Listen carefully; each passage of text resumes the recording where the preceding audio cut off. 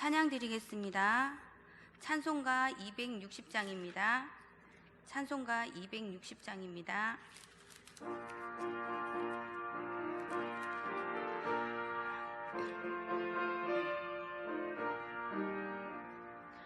우리를 죄에서 구하시려 주 예수 십자가 지셨으니 기쁘게 부르세 할렐루야.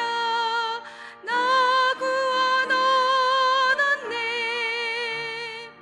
찬송하세 찬송하세 주님 나를 구하셨네. 찬송하세 찬송하세 주가 구원하셨네. 우리를 주께서 구했으니 이전에 행하던 악한 일과 주하고 더러운 모든 죄를 온전히 버렸네. 찬송하세 찬송하세 주님 나를 구하셨네. 찬송하세 찬송하세 주가 구원하셨네. 나 지금 죄에서 사함받아 거룩한 백성이 되었으니 이 육신 장막을 벗을 때도 겁날 것 없겠네. 찬송하세 찬송하세 주님 나를 구하셨네. 찬송하세 찬송하세 주가 구원하셨네. 우리가 이 세상 떠날 때에 예수의 손목을 굳게 잡고 영원히 즐거운 천국에서 주 함께 살겠네. 찬송하세 찬송하세 주님 나를 구하셨네. 찬송하세 찬송하세 주가 구원하셨네.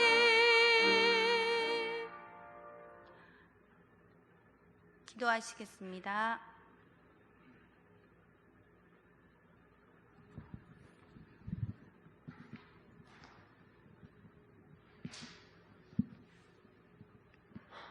기도하겠습니다. 주님, 감사합니다. 주님이 주신 세상에서 찬송하고 찬양하는 은혜로운 삶을 살며 주 안에서 사는 기쁨으로 세상에서 승리하며 빛을 내는 자 되기를 소망하게 해주심을 감사드립니다. 주님 안에서 기도하고 매달리는 일상에 매인 것들을 주님께 아뢰일 때 주님이 나와는 멀리 있다고 느끼는 것처럼 생각이 들 때도 있는 때를 용서하여 주시옵소서. 세상에서 헛된 것들로 가득 차 있거나 정욕과 욕심에서 벗어날 수 없는 우리네 삶들이기에 주님을 찾습니다. 욕망과 열정 사이에 있는 자들을 불쌍히 여겨 주시옵소서. 이제 곧 날이 추워집니다. 홀로 외로이 있는 노인들과 세상의 삶이 녹록지 않은 자들을 돌봐주시고 나라의 위정자들은 온전히 국민들을 위하여 사는 자들이 되어 불우한 자를 돕고 경제를 살리고 국가의 위상을 높이는 자들이 될 수 있도록 믿음의 자들은 기도하게 하여 주시옵소서. 더욱이 시험을 치른 학생들이 있습니다. 어떠한 결과로든 간에 시험의 승패가 삶의 길이 나누어지는 것이 아님을 알게 하여 주시고 낭망하지 않으며 지금의 이 순간들이 인생 시작의 원동력이 될 수 있는 발판이 되도록 도와주시옵소서. 각별히 우리 제1교회를 기억하여 주시옵소서. 지금껏 지켜온 믿음의 선조들을 본받아 믿음의 뿌리가 굳건히 세워져가는 교회가 되게 하여 주시고 우리 교회를 지키며 많은 날들을 함께 보낸 연로하신 분들의 삶을 위하여 기도하고 잊지 않는 자들이 되어 감사하는 마음을 갖게 하여 주시옵소서.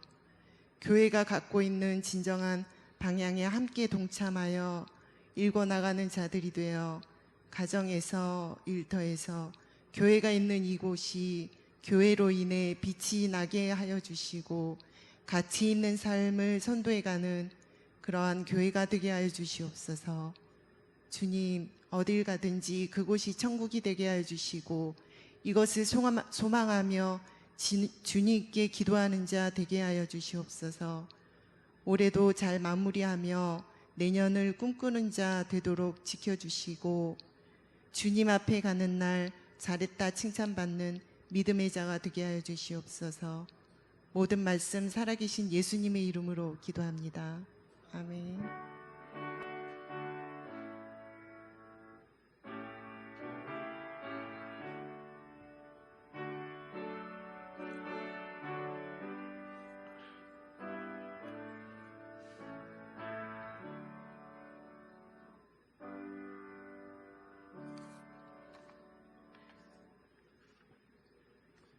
하나님께서 주신 말씀 야고보서 3장 13절부터 18절까지 말씀.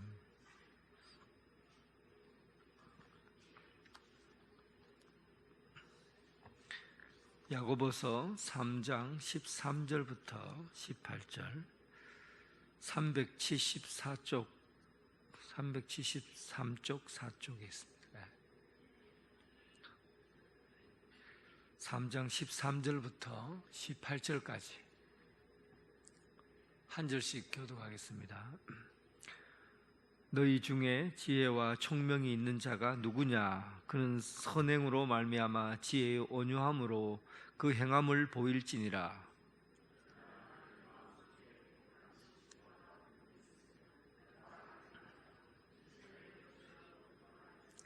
이러한 지혜는 위로부터 내려온 것이 아니요 땅 위의 것이요 정욕의 것이요 귀신의 것이니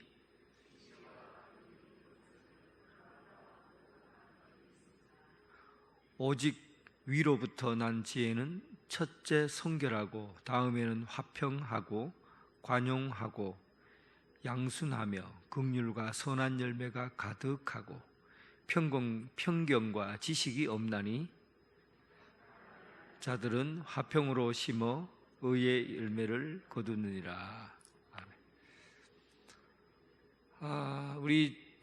제가 지난주에는 기도 주간이라고 해서 빠졌고 그 전 주간에 말의 고급 기술을 말을 어떻게 잘 사용할 수 있는가 하는 말에 대한 기술을 연마하고 익혔어요.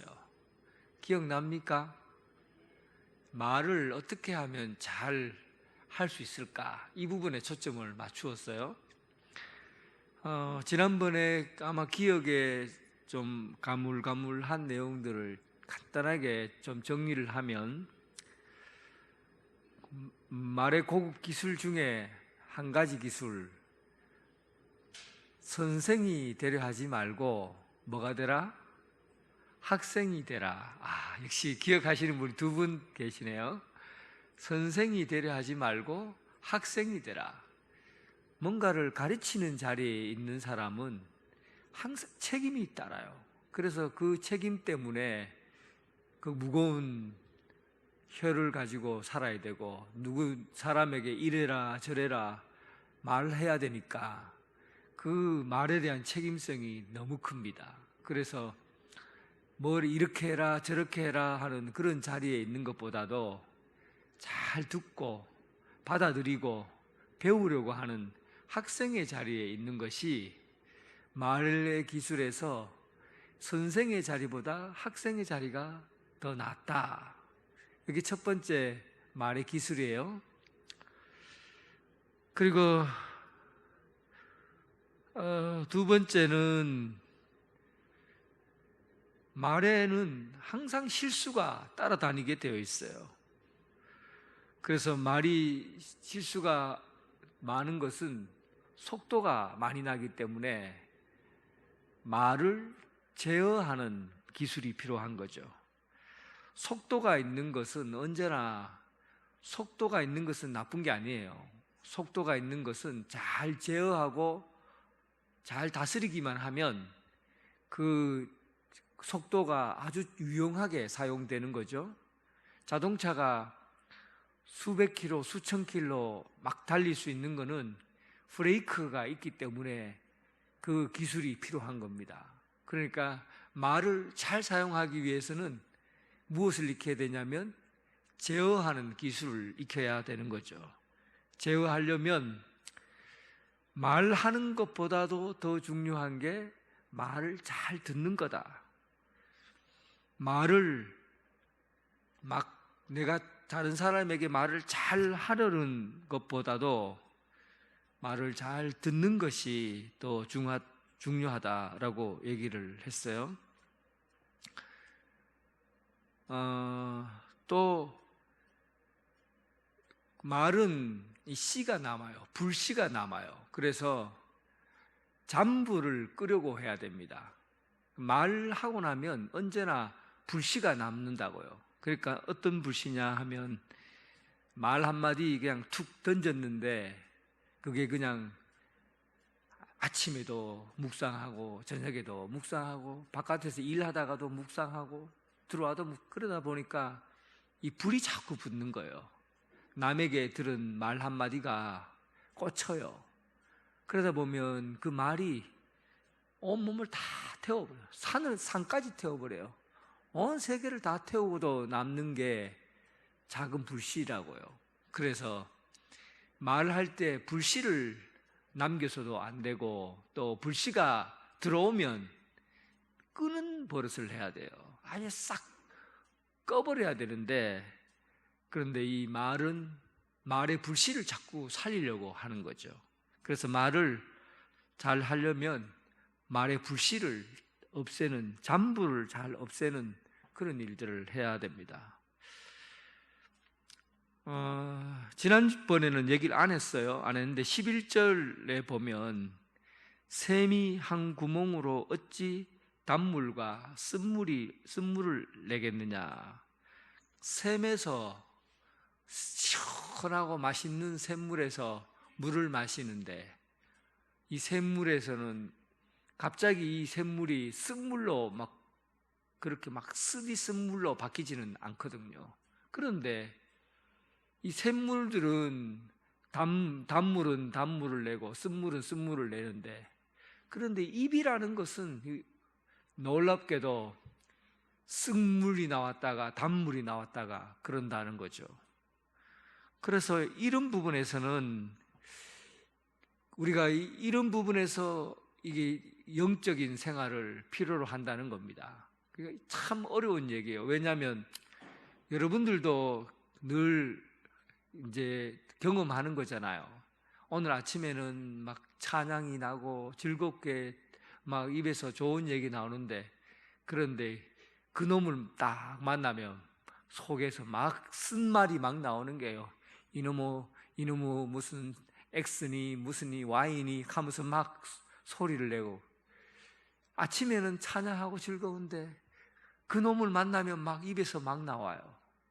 그러니까 이 속에서 쓴물과 단물이 나오는 거죠. 그럴 때는 어떻게 해야 되느냐? 우리 입에 쓴물이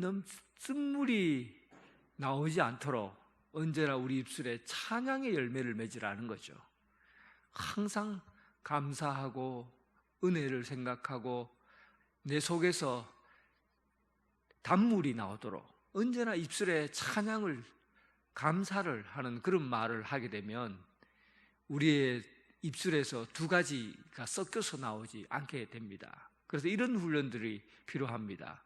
지난주에 우리가 할 수 있는 내용은 이런 내용이었어요. 그러면서 제가 뒤끝을 탁 흐려서 남긴 말이 있죠.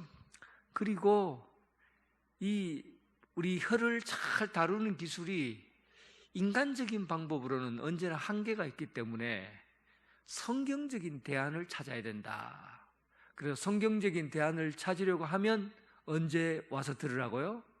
오늘 와서 들으라, 그 얘기를 했어요. 오늘은 이 말에 대한 기술을, 말을 좀 잘하고 싶은데 세상적인 방법으로는 이 말하는 게 서투르고 절제가 잘 안 되고 제어가 잘 안 되니까 성경에서 말하는 이 말의 기술, 이걸 익힐 필요가 있다는 거죠. 그래서 오늘 본문 내용은 하나님이 우리에게 주신 지혜가 담겨져 있는 말씀이에요. 그 13절부터 그렇게 되어 있죠. 너희 중에 지혜와 총명이 있는 자가 누구냐? 너희 중에 지혜와 총명이 있는 자가 누구냐? 이제부터는 이 혀를 어떻게 잘 사용해야 될 것인가의 그 기술을 하나님께서 주신 지혜, 사람의 지혜가 아니라, 땅에서 나오는 지혜가 아니라 하나님께서 주신 지혜를 가지고 우리의 삶의 방법들이나 형태들을 바꾸어 가자는 거죠. 변화시켜 보자는 거죠. 야고보 사도가 교회를 생각할 때 이런 생각이 들었나 봐요.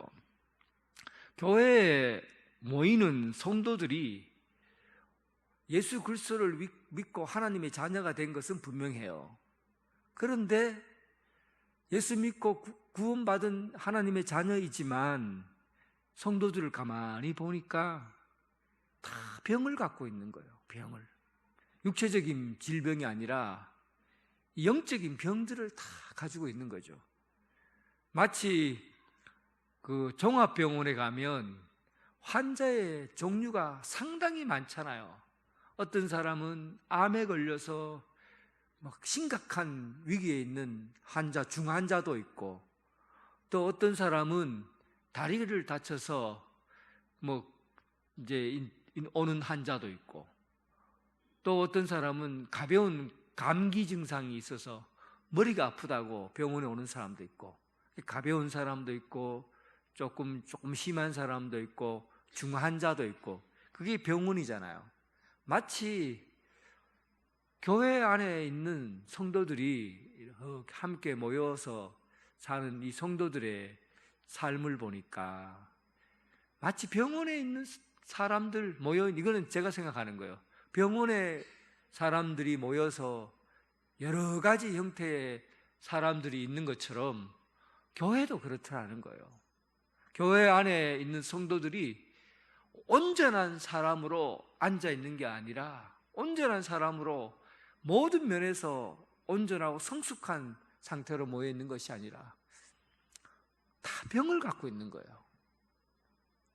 마음의 상처도 있을 뿐만 아니라 어떤 영적인 부분에 다 병을 갖고 있어요. 그러니까 그런 부분들을 인정하자는 겁니다. 인정하자는 거예요. 교회 다닌다고 해서 완전한 사람들이 모여서 생활하는 게 아니라 사실은 성도들이 예수 믿고 구원은 받았지만 아직도 죄를 짓고 죄 가운데 살고 계속해서 우리 삶에 균형 잡히지 않는 그런 형태의 삶을 살아가는 거거든요. 특별히 증명해 보일까요? 아니면 여러분들 자신을 보면 알까요? 어떻게 할까요? 증명해 보일까요? 아니면 여러분 자신을 보면 알겠습니까? 여러분이 온전하게 완전하게 여기에 앉아 있습니까? 아니면 나도 병이 있다, 나도 말하는데 실수가 많고, 그리고 사람들과 관계에서 제대로 관계하지 못하고 실수하고, 또 삶의 여러 가지 방향에서 병든 모습이 있다, 그렇게 생각하지 않습니까? 만약에 제 말에 동의하시면 애기 손가락 하나 사서 꼼지락 한번 해보세요. 내가 완벽하게 온전한 사람이다 그러면 손 바짝 한번 들어보세요. 다 애기 손가락 꼼지락꼼지락 거리고 있지요. 그러니까 사람이요, 이 교회라는 것 자체가 완전한 사람이, 온전한 사람이 모이지 않고 실수하고 또 잘못을 하고 관계에서 문제가 있는 그런 사람들이 함께 있다는 것을 여러분들도 인정해야 됩니다. 이것을 인정하지 않으면 그 다음부터 싸움이 되는 거예요. 왜 내게 저 양반이 장로님이나 대해서 왜 내게 저런 말 하나? 목사님이나 대해서 왜 내게 저런 말을 하나? 권사님이나 대해서 왜 저런 행동을 하나? 이렇게 사람들에 대해서 이래저렇게 얘기할 수밖에 없어요. 자기는 온전하다 생각하는데 남들이 보이는 것은 다 병들었다고 생각하거든요. 그러니까 교회는 이런 부분에서 우리가 함께 생각해 봐야 됩니다. 교회는 온전하고 건강한 사람들이 모인 것이 아니라 죄 짓고 죄를 지은 사람들이지만 예수 그리스도를 믿고 구원받은 자인 것은 분명하다. 그러나 다 같이 한 사람 한 사람 어느 누구나 상처가 있고 또 죄성이 그대로 남아있고 사람들의 관계에서나 성격적인 문제에서나 특히 오늘 본문에 나온 이 입에 대해서는 자신 있게 얘기할 수 있는 사람이 얼마나 있을까 하는 겁니다. 그런 부분에서 우리가 생각해 본다면 이 교회라는 이 곳에서 하나님께서 어떻게 이런 부분들을 훈련시키고 다듬어서 건강하고 온전한 사람으로 함께 만들어 갈까? 이런 부분을 생각하게 되는 거죠.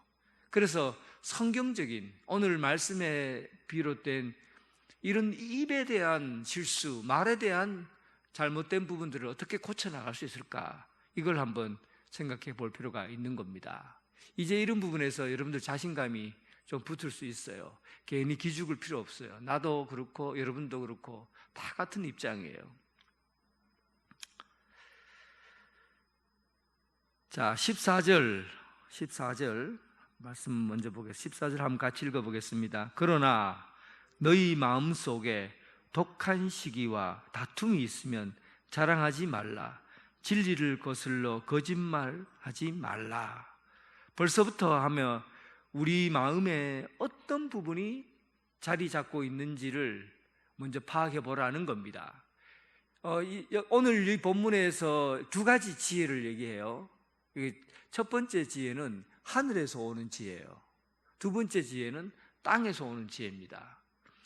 오늘 이 대안으로 말하는 것은 하늘에서 오는 지혜를 통해서 대안을 찾으려고 하는 건데, 그런데 우리가 경험하고 있는 것은 땅의 세계를 경험하고 있거든요. 그러다 보니까 땅에서 가지려고 하고 얻으려고 잡으려고 하는 그 세계가 우리 안에서 더 깊이 자리를 잡고 있기 때문에 우리가 말에서 실수하고 신앙적으로 이제 말에 실수하거나 그런 관계에 문제가 올 수 있다는 겁니다. 그래서 오늘 이 14절에 나온 것은 땅의 지혜를 얘기하는 거예요. 땅의 지혜가 마음속에 독한 시기와 다툼이 내 속에 존재하고 있다는 거죠. 시기와 다툼, 이것은 전부 다 어디에서 근원이 어디냐 하면 욕심이에요. 욕망, 욕심. 내 것을 나를 주인공으로 하는, 내 자신이 것만 챙기려고 하고 내 자존심만이 언제나 옳다고 생각하고 나만 언제나 바르다고 생각하는, 또 내 것을 챙기려고 하는 그 마음이 이 욕심이라는 거거든요. 이 욕망에서부터 비롯된 겁니다. 아담과 하와에게 하나님께서 동상나무 중앙에 있는 선악과만은 먹지 말라, 이것을 먹는 날에는 죽으리라, 그 말씀을 했잖아요. 이것은 하나님께서 아담과 하와를 통치하고 지배하려고 그렇게 이제 만들어 놓은 법이 아니에요. 하나님께서 선악과만을 먹지 말라고 말하는 것은 하나님의 질서를 얘기해 주는 것이죠. 그래서 우리의 삶의 행복은 하나님의 질서 안에 살면 그것이 행복한 거다. 내가 억지로 내 것을 구하고 내 욕망대로 찾고 구하고 이렇게 그것을 하나님의 질서를 넘어서려고 하면 불행이 온다는 것을 알려주려고 하는 겁니다. 아담과 하와가 선악과를 따먹겠다는 마음을 가지면서 그 에덴 동산의 모든 세계가 다 달라져 버렸어요. 원래 에덴 동산은 행복 동산이잖아요. 기쁨의 동산. 그런데 그가 내가 뭐 가져야 되겠다. 내가 취해야 되겠다. 내가 보고 내가 듣고 내가 말하고 하는 것들을 내가 가져야 되겠다라는 그런 마음이 들면서 이 세계에 대한 생각들이 달라져 버린 거죠. 그러니까 오늘 우리가 마음에 사람들을 보고 시기하고 다툼이 생기고 하는 것은요, 내 마음 속에 욕심이 자리 잡으면서 그런 생각이 드는 겁니다. 이 땅에서 오는 지혜는 언제나 욕심을 토대로 하고 있어요. 땅에서 오는 것은 욕심을 토대로 하고 있어요. 내 것을 취하고 내 것을 가지면서 그리고 다른 사람과 비교하는 거죠. 나와 다른 것에 대해서 시기하고 질투하는 거죠. 그리고 싸워요. 왜 내 것을 너는 주지 않느냐? 왜 나를 무시하느냐? 이렇게 해서 다툼이 생기고 싸움이 생깁니다. 그러니까 우리의 땅의 것은 욕심으로부터 비롯된 거예요. 다툼과 시기에 있다는 것은 자연스러운 거라는 겁니다. 사실은 이런 것들을 우리가 신앙적으로 깊이 생각하지 않으면, 가만히 있으면 욕심은 절로 있어요. 사탄 그리고 악한 것들은요, 노력하지 않아도 돼요. 가만히 있으면은 그냥 들어와요. 그런데 선한 것은 노력하지 않으면 안 돼요. 훈련하지 않으면 안 돼요. 구하지 않으면 안 돼요. 하늘의 것은 내가 구하고 찾고 그리고 내가 애쓰고 훈련해야만이 이 마음의 세계를 바꿀 수가 있는데, 가만히 놔둬보세요. 그냥 뭐 되는 대로 신앙생활하고 그냥 사는 대로 살면 되지 뭐 그렇게 애를 쓰나. 그리고 그냥 가만히 한번 있어 보세요. 속에 무슨 생각이 들어오는지. 욕심이 그대로 자기 자리에 잡기 때문에 그 욕심에 의해서 다른 것을 비교하게 되고 시기하게 되고 이런 생각을 갖게 됩니다. 이 문제를 두고 하나님께서 이 히브리 민족들을 어디로 보내시냐 하면 광야로 보내셔요.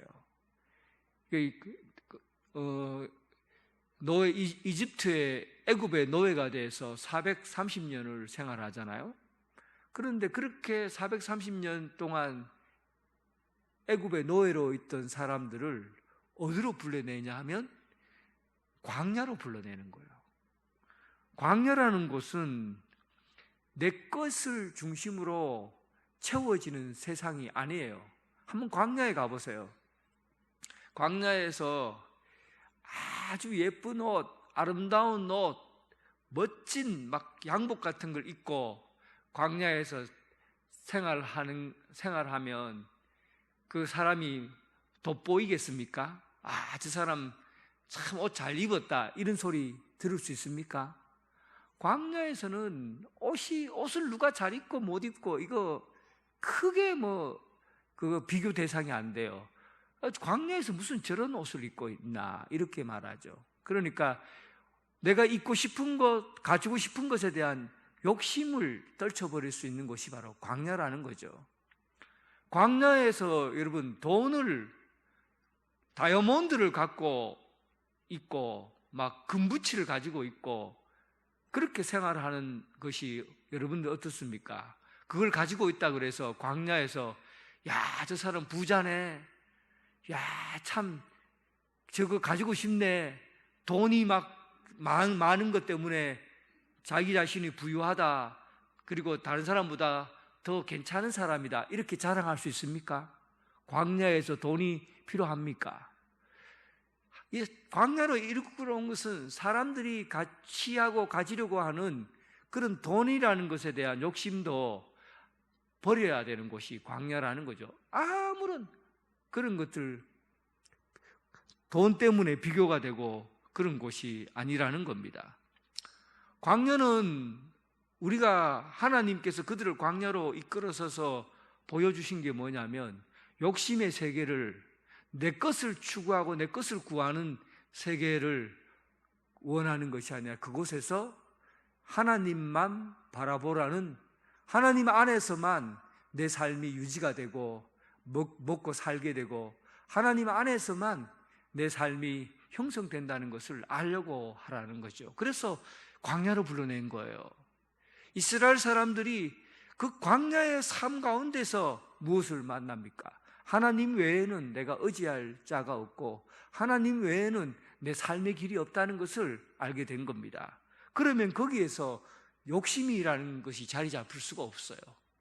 욕심이라는 것을 자리 잡는 순간에 하늘에서 불이 내려서 또 땅을 갈라지게 하고 사람들 거기서 불뱀을 보내기도 하고 그런 역사가 그 광야에서 일어나잖아요. 그러니까 이 욕심이라는 것이 땅의 지혜예요. 땅의 것의 지혜라고. 우리가 이 시기와 다툼이 일어나는 것은 하나님과 관계에서 내 삶의 모습들이 이루어져야 되는데 세상의 것에서 내 삶의 모습을 이루어 가려고 하니까 그 속에 욕심이 들어차 있는 거죠. 그러면 사람들을 볼 때 내보다 더 많이 가지고 있으면 질투하죠, 시기하죠. 내가 잘 되면 괜찮지만 남이 잘 되면 화가 나는 거예요. 그러니까 조금이라도 나에게, 내 자신에게 뭔가 해로운 말을 하게 되면, 자존심 상하는 말을 하게 되면 불편한 거죠. 그러면은 내가 다시는 저 인간하고 상종을 하지 않겠다 하고는 갈등이 생기는 겁니다. 시기와 다툼이 일어나는 거죠.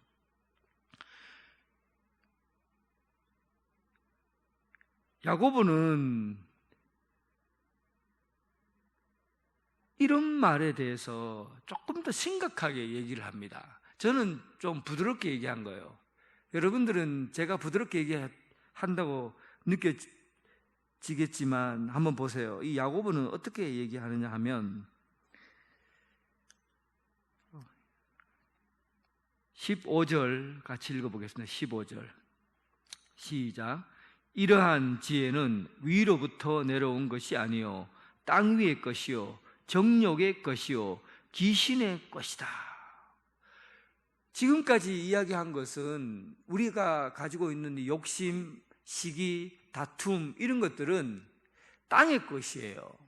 땅에서 일어나는 것이고 이 땅의 것의 근본은 욕심에서 일어나는 거잖아요. 그런데 이 욕심에서 일어나는 것을 더 심각하게 얘기를 하는데 뭐라고 얘기하냐면 이것은 악한 것이고 귀신의 것이라고 그러는 거예요. 귀신들이나 하는, 귀신, 사탄, 속이는 자, 귀신의 것이라는 겁니다. 여러분, 이 부분을 심각하게 여기셔야 해요. 우리가 다른 사람들에게 시기하는 마음을 품고 또 내 욕망을 내 걸 채우려고 하고 남에게 내 자신을 드러내려고 하고 이런 마음이 자꾸 들어오면 귀신 들린 거라는 겁니다. 귀신이 따로 들리는 게 아니에요. 뭐 진짜 속으로 내가 뭐 사람이 내 몸에 귀신이 들어와서 막 이상한 말하고 머리 풀고 다니고 이렇게 해서 귀신 들린 게 아니라 내 속에 다툼과 시기가 있으면 땅의 것을 구하는 것이요 귀신의 것이라는 겁니다. 귀신 들린 거예요. 이렇게 심각하게 말하는 겁니다. 우리는 상대방하고 말할 때 어떤 태도로 여러분 말하세요? 말할 때 내가 오늘은 제 양반 말로 한번 이겨봐야 되겠다, 분해 죽겠다, 말만 하면 내가 논리력이 안 되고 또 생각이 짧아갖고 말만 하면 맨날 지고 화가 나서 못 살겠는 거예요. 그래서 속에 마음에 품죠. 단단히 준비를 해가는 겁니다. 뭐 때문에 준비해 갑니까? 말 싸워서 이기려고. 이게 다툼이에요. 말을 해서 내가 이기려고 단단히 준비를 해가요. 뭘 준비해 갑니까? 상대방이 어떤 말을 했는지를 캐치를 하고 약점을 잡아요. 그리고 저 사람이 어떤 실수를 했는가 문제점들을 캐내요.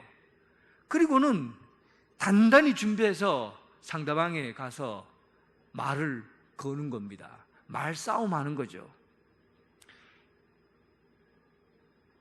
우리는 이런 부분에서, 여러분들은 어떻게 생각하세요? 이런 부분에서 말싸움에서 이기면 승리했고, 말싸움에서 이겼으면, 그러면 여러분들 신앙생활이 성장한다고 생각합니까?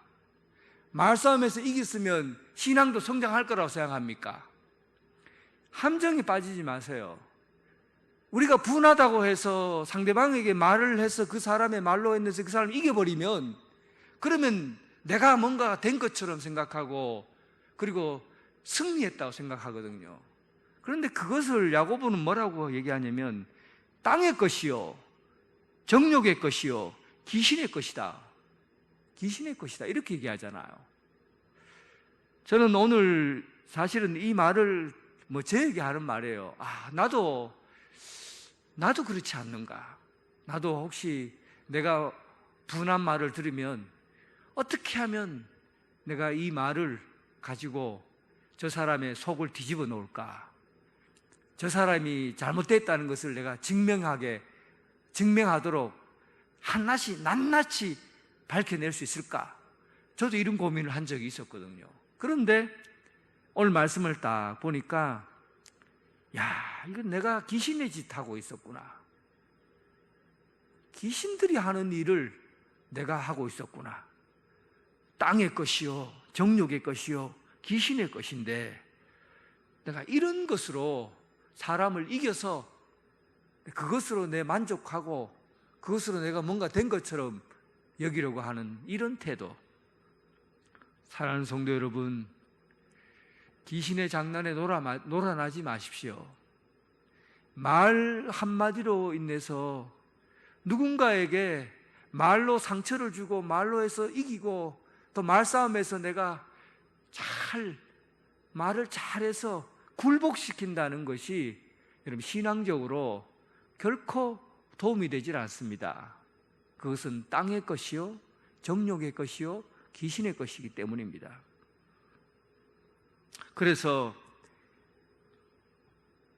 땅의 것이 아니라 이제 하늘의 것을 추구하라고 말하는 겁니다. 이제 하늘의 것, 이게 성경적인 대안이죠. 하늘의 것이 어디서부터 나오느냐 하면 17절에 보면 이제 하늘의 것에 대한 소개가 나옵니다. 땅의 것은 시기와 다툼이에요. 욕심에서 비롯된 거예요. 내가 사람을 이기려고 하는 거죠. 그리고 누리려고 하는 거죠. 이런 부분에서는 이 싸움의 현장에 있다는 것 자체가 내가 정욕을 위한 것이고 욕심을 위한 것이고 귀신을 위한 그런 현장이었어요. 그러면 하늘의 것은 뭐냐? 하늘로부터 온 지혜는 뭐냐? 한번 읽어보겠습니다. 17절 시작. 오직 위로부터 난 지혜는 첫째 성결하고 다음에 화평하고 관용하고 양순하며 긍휼과 선한 열매가 가득하고 평강과 거짓이 없나니 18절 화평하게 하는 자들은 화평으로 심어 의의 열매를 거두느니라. 이제 하늘의 것이 뭔지 분명해졌습니다. 이 하늘의 것은, 땅의 것은 가만히 있으면 저절로 습득합니다. 땅의 것은 시기하고 질투하고 싸우고 가만히 있으면 돼요. 그럼 저절로 그런 사람이 돼요. 그런데 하늘의 것은 가만히 있는다고 되는 게 아니에요. 훈련해야 되고요, 매일매일 생각해야 되고요, 기도해야 되고, 그래야만이 이 하늘의 것을 가지고 살 수가 있어요. 첫째, 성결하라고 합니다. 이 성결하라는 것은 거룩한 삶 자체를 얘기하는 거예요. 삶 자체를. 우리는 모든 해답을, 거룩한 성결한 삶의 모든 해답을 머리로 갖고 있어요. 머리로 생각했을 때 계산해서 답을 줄 수 있는 이런 것들, 지식적으로 아는 것, 이런 것들로 가득 채워져 있어요. 그런데 성결한 삶이라고 그래요. 성결한 삶, 거룩한 삶의 모습을 통해서, 거룩한 삶의 모습은 매 순간순간 매일매일 거룩한 삶을 살아가야만이 이루어지는 일입니다. 거룩한 삶은 다양할 수 있겠지만 그냥 이 부분만 생각하세요. 우리가 하늘의 지혜를 얻으려면 제일 먼저 내 삶 자체가, 내 몸뚱아리가 거룩한 삶의 길을 가야 되는 겁니다. 매 순간 살아가는 삶의 모든 모습이 거룩한 삶의 길로 살아가야 되는 거죠. 구별된 삶을 살아가야 되는 거죠. 그게 첫 번째 이유고, 두 번째는 하늘의 것, 그 다음은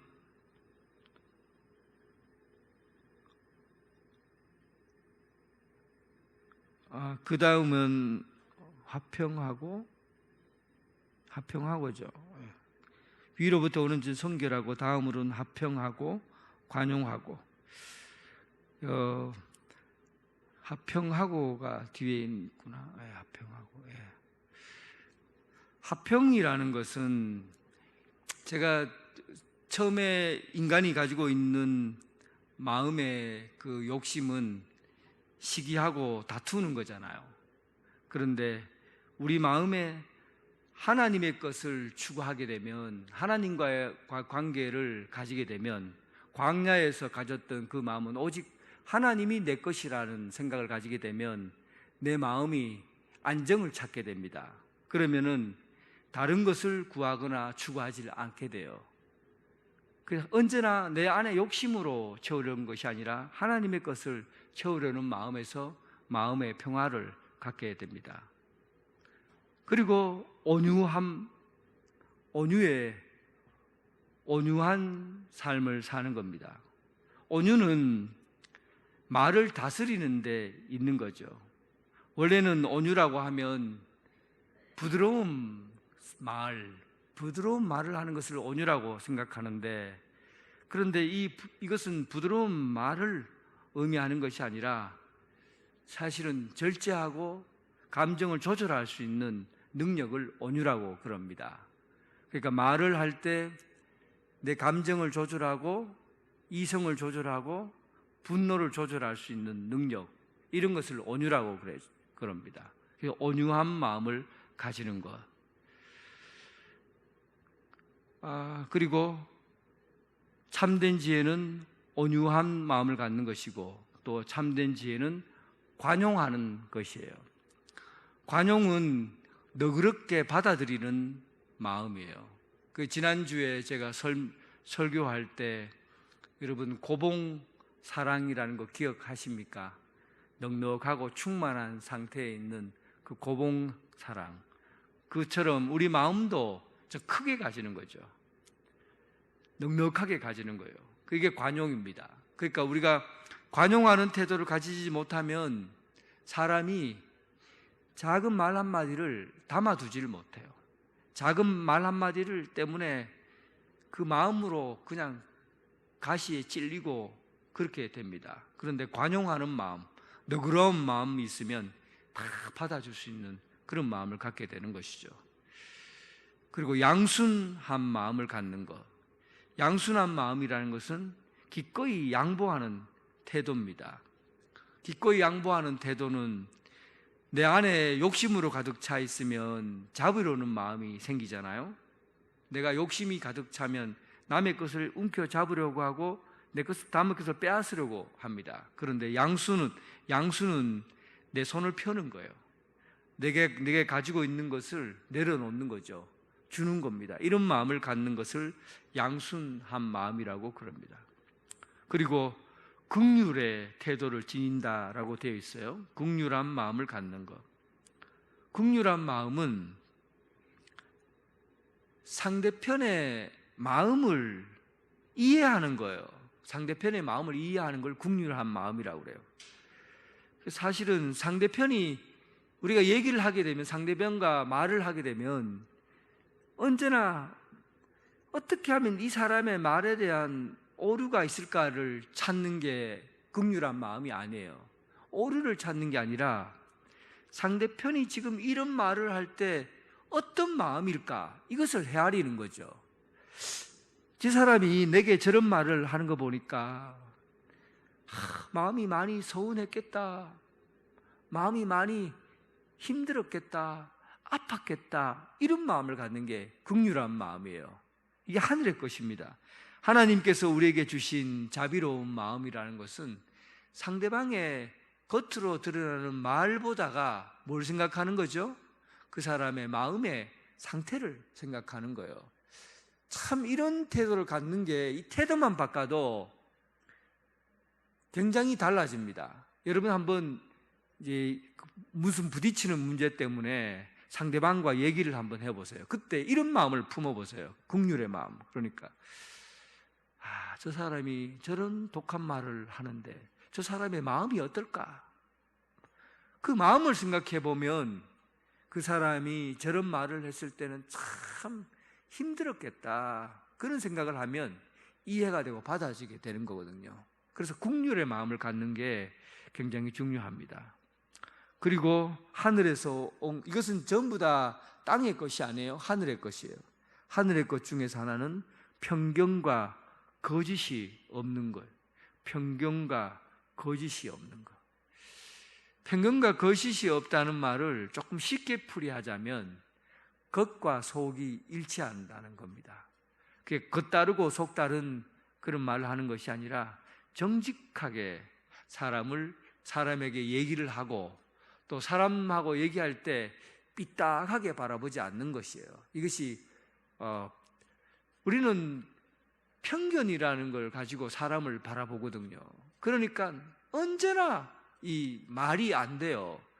저놈의 자식은 언제나 저것밖에 안 돼. 저런 놈은 저런 놈이야. 이런 마음을, 그게 편견이죠.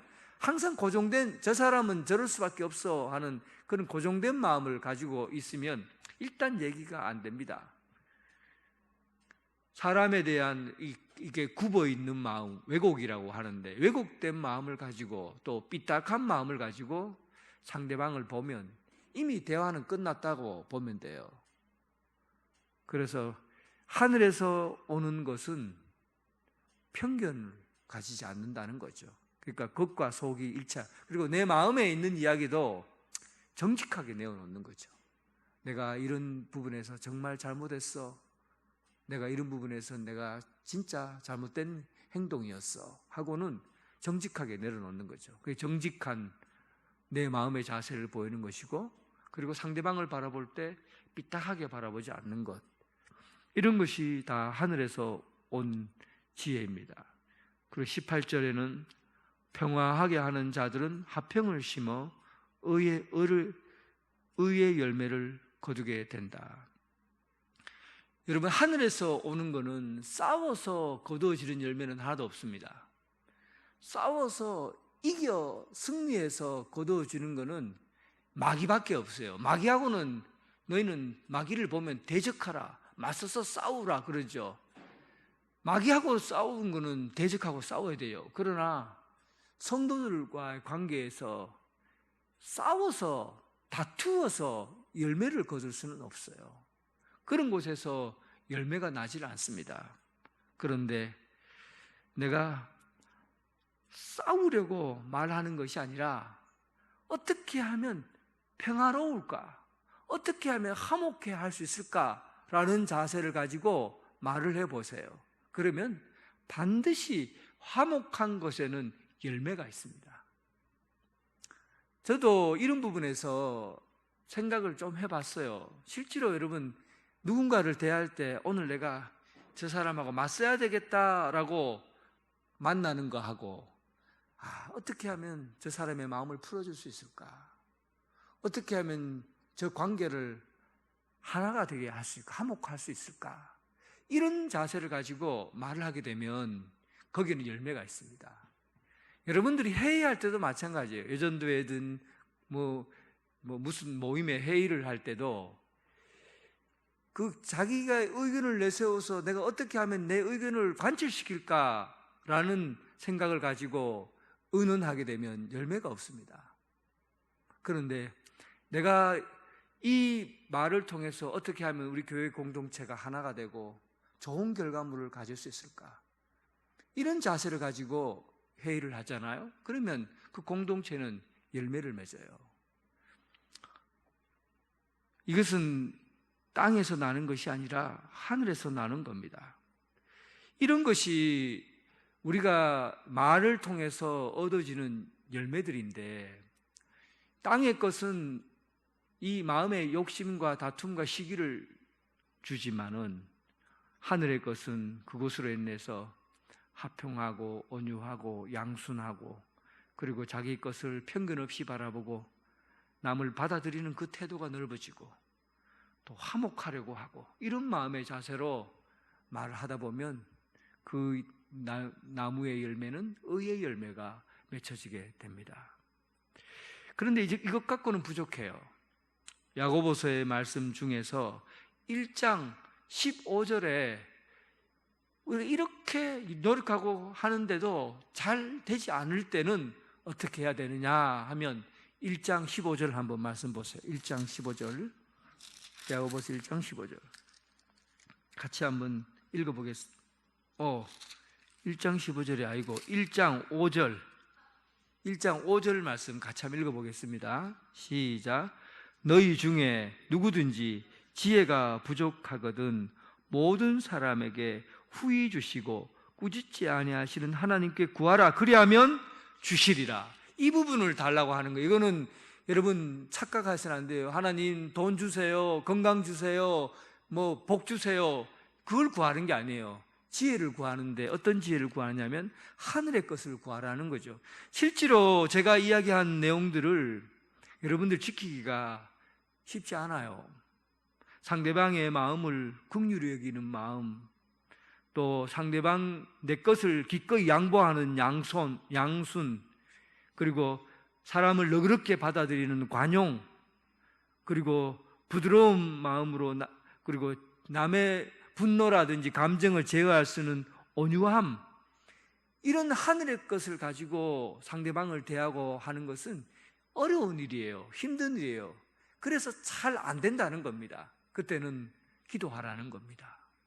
기도하라는 거예요. 하나님, 정말 내가 부드러운 마음을 가지고 저 사람 마음을 받아들이려고 하는데 도저히 못 받아들입니다. 하나님, 안 됩니다. 저 인간은 내가 도저히 용서가 안 됩니다. 하나님, 어떻게 하면 되겠습니까? 하나님, 저에게 긍휼을 주십시오. 긍휼한 마음을 베풀어 주십시오. 하나님께 구하라는 거예요. 이게 참 중요한 겁니다. 기도가 답이에요. 하늘의 것을 우리가 추구하며 사는 것이 당연한 이야기고, 그렇게 해야만 입의 실수를 줄일 수 있어요. 그렇게 해야만 입술의 경건을 채워갈 수가 있어요. 경건한 삶을 이루어갈 수 있어요. 그런데 이게 좀처럼 쉬운 일이 아닌 것을 우리 살면서 알게 되잖아요. 살아보면은 이런 부분에서 잘 안 돼요. 내 자존심만 건드리면 확 분노하고는 그냥 다 때려 부수고 싶고 그냥 갈아엎고 싶고, 그렇지 참고 견디고 내 것을 내어놓고 받아들이고, 이게 잘 안 되잖아요.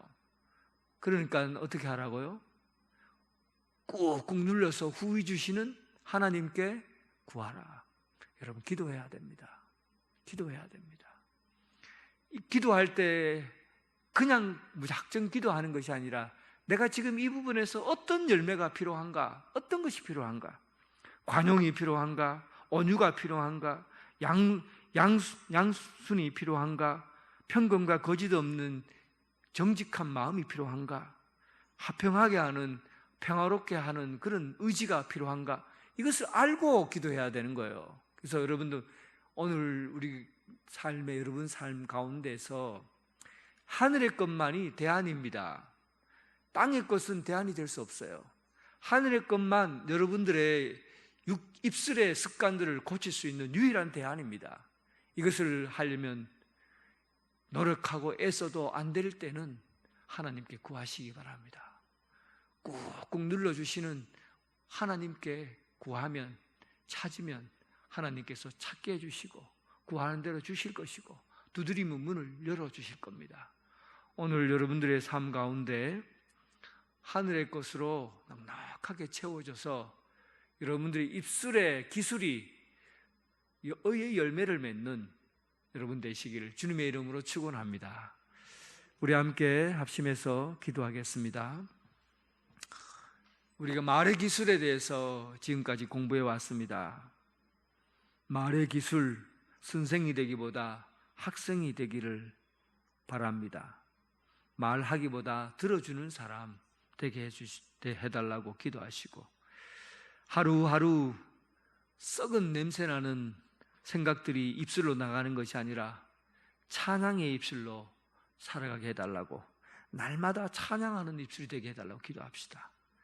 땅의 것들, 욕심과 시기와 다툼으로 귀신의 지배를 받는 사람이 아니라 하늘의 것을 구하며 성령의 지배를 받는 사람, 매일매일 경건의 훈련을 하고 또 내 것이라고 움켜쥐지 않고 온유와 절제, 온유와 양손과 관용과 편견 없이 바라보는 마음을 가지게 해달라고 기도합시다.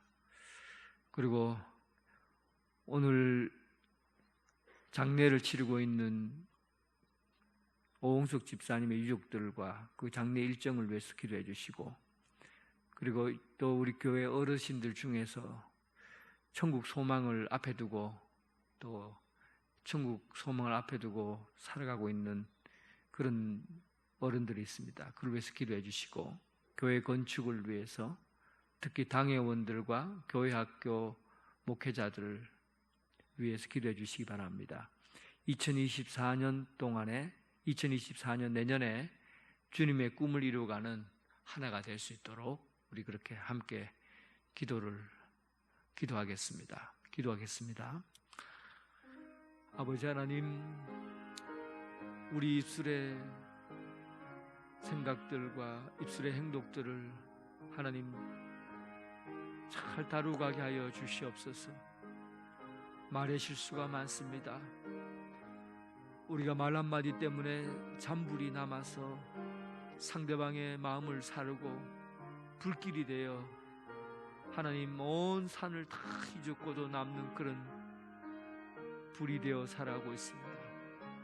하나님, 불씨가 남기지 않도록 경건에 이르는 훈련을 하게 하여 주시고, 또한 하루하루 찬양의 입술로 살아가게 하여 주옵소서. 내 입술에 하나님을 찬양하고 오직 하나님 영광 돌려드리는 찬양의 입술 되게 하여 주시옵소서. 하나님, 땅의 것에 의해서 우리가 휘둘림 받지 않게 하여 주옵소서. 다투고 시기하고 욕심을 내어서 땅의 것을 추구하는 인생 다 타버리는 그런 망해버리는 인생이 아니라 오직 성령의 열매로 인해서 하나님 관용하고 그리고 온유하고 상대방의 것을 다 내어줄 수 있는 그런 넓은 마음을 가질 수 있도록 도와주시옵소서. 하나님 아버지, 긍휼한 마음을 베풀어 주시고 모든 것에서 서로 사랑할 수 있는 그런 마음을 허락해 주시고, 관용하는 마음, 그런 마음을 가지고 서로 편견 없이 살아가는 그런 공동체 되게 하여 주옵소서. 화평하게 하는 자들은 화평으로 심어 의의 열매를 거둔다고 하셨사오니 화평하는 자로서 함께하게 하여 주시고, 우리 교회 성도들이 서로 사랑하며 온유한 마음으로 서로에 대해서 말 실수하지 않고 그렇게 경건에 이르는 길을 걸어가게 하여 주옵소서. 아버지 하나님, 오홍석 집사님 하나님 앞에 주님 나라 아버지 계신 곳에 갔습니다. 이제 그를 위해서 준비하는 유가족들의 슬픔과 아픔을 위로해 주시고, 또한 아직도 하나님 나라를 앞에 두고 숨만 쉬고 있는 어른들, 이제 천국 소망을 갖고 담담하게 죽음을 맞이하게 하시고 하나님 나라 소망을 두며 하루를 살아가게 하여 주시옵소서. 하나님 아버지, 우리 교회가 건축을 위해서 준비하고 있습니다. 예루살렘에 잘 짜여지는 성전처럼 함께 모여서 기도하고 함께 모여 벽돌 하나를 나르고, 그래서 하나님이 원하는 교회로 세워가게 하여 주옵소서. 2024년을 준비하고 있는 당회원들, 계획하고 준비하는 모든 계획들이 하나님 그의 주님의 꿈을 이루어가는 그런 한 해가 되게 하여 주시옵소서.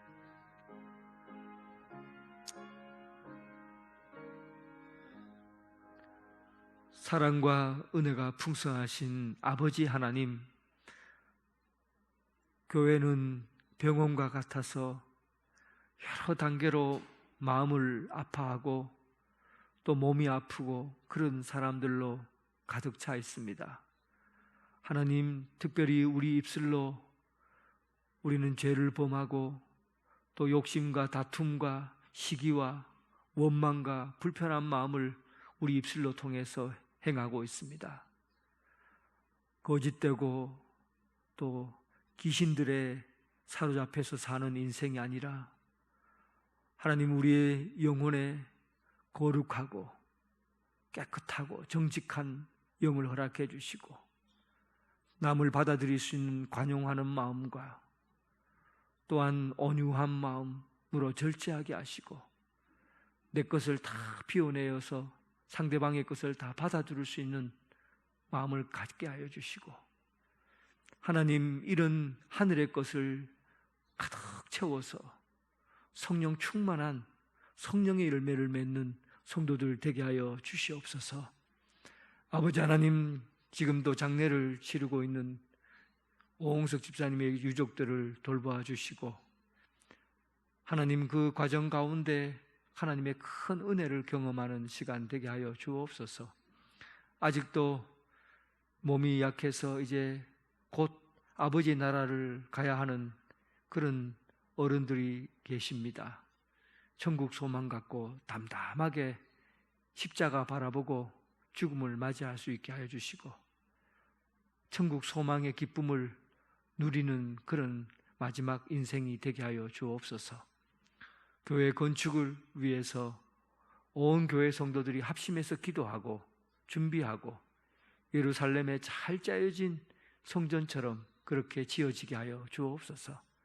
특별히 2024년에 교회가 나아갈 방향과 그리고 해야 될 일들을 기획하고 준비하고 있는 당회원들 지켜주셔서 모든 계획과 발걸음이 하나님의 뜻 가운데 이루어지도록 잘 준비되어 주님의 날, 주님의 꿈을 이루어가는 한 해가 되게 하여 주옵소서. 예수님 이름으로 기도드립니다. 아멘.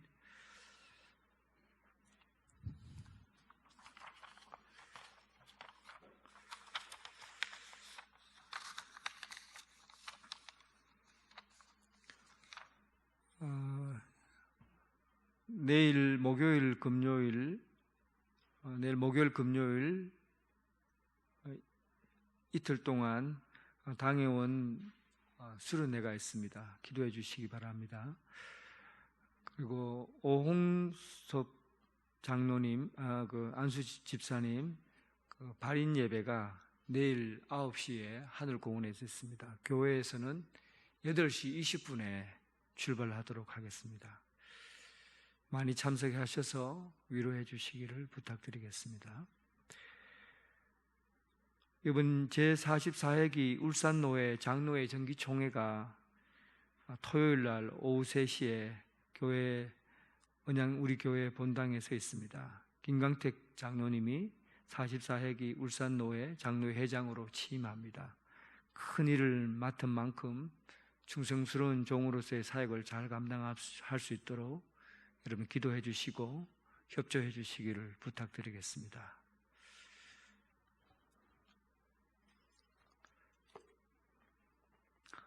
모임 마치고 구역장 권찰 모임이 있으니까 가시지 마시고 남아주시기 바랍니다. 찬송가 254장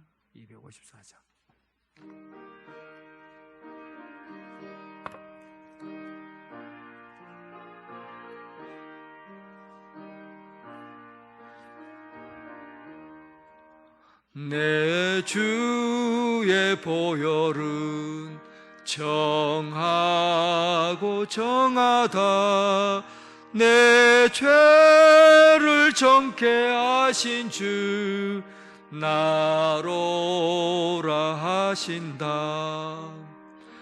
내가 주께로 지금 가오니 십자가의 보혈로 날 씻어 주소서. 약하고 추해도 주께로 나가면 힘 주시고 내 주함을 곧 씻어 주시네. 내가 주께로 지금 가오니 십자가의 보혈로 날 씻어 주소서. 나로라 하심은 온전한 믿음과 또 사랑함과 평안함 다 주려 함이라. 내가 주께로 지금 가오니 십자가의 보혈로 날 씻어 주소서. 큰 죄인 복받아 살 길을 얻었네. 한없이 넓고 큰 은혜 베풀어 주소서. 내가 주께로 지금 가오니 십자가의 보혈로 날 씻어 주소서. 그 피가 맘속에 큰 증거 됩니다. 내 기도 소리 들으사 다 허락하소서. 내가 주께로 지금 가오니 십자가의 보혈로 날 씻어 주소서. 아멘. 주님 가르치신 기도로 예배를 마치겠습니다. 하늘에 계신 우리 아버지, 아버지의 이름을 거룩하게 하시며 아버지의 나라가 오게 하시며 아버지의 뜻이 하늘에서와 같이 땅에서도 이루어지게 하소서. 오늘 우리에게 일용할 양식을 주시고 우리가 우리에게 잘못한 사람을 용서하여 준 것 같이 우리 죄를 용서하여 주시고 우리를 시험에 빠지지 않게 하시고 악에서 구하소서. 나라와 권능과 영광이 영원히 아버지의 것입니다. 아멘.